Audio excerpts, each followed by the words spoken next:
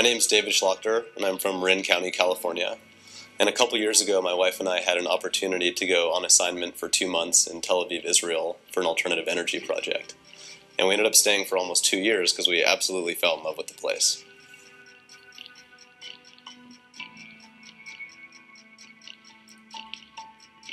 One morning I was surfing in Tel Aviv, and I met this guy in the water named Shlomi Alizeh. And we got to talking, and it turns out that he's a second or third generation shoemaker. And I thought that was pretty interesting, so I asked him all about making shoes and his business. And it turns out that he's the guy who designs and makes sandals for Apollos, this brand in LA that I had known about for a couple of years. So I started asking a lot of questions about his process, and the more I asked, the more he revealed, and eventually I learned that his partner in the production of the sandals are actually based in Hebron.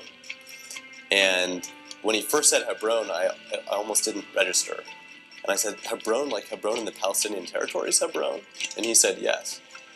And I didn't realize that there was really any communication, let alone collaboration, across the border between Israel and Palestine. So my question to Shlomi was, how do you get to Hebron? And it turns out that as an Israeli, he legally cannot go to Hebron without some kind of special permission. And he actually hadn't ever been to Hebron. And so I asked, well, how do you conduct business?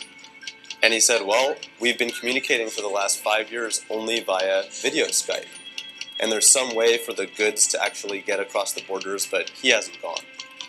And I thought, Shlomi, if you were interested, wouldn't it be kind of cool to go there for the first time and meet them face to face?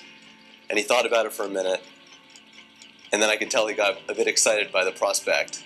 And then he asked, how's that possible?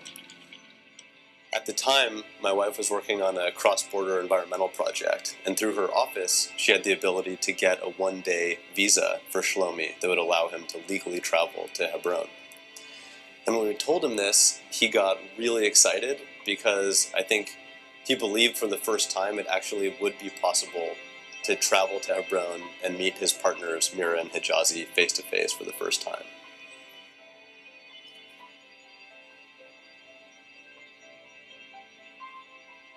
يوجد تعاون بين فلسطين وإسرائيل وبين أبوليس in Los Angeles.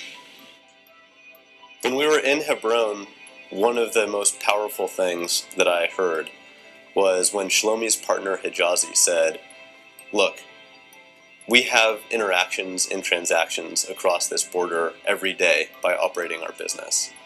And with every transaction, every interaction, we get to know each other a little more, we get to trust each other a little more. And that's how a friendship is built, and that's how trust is built.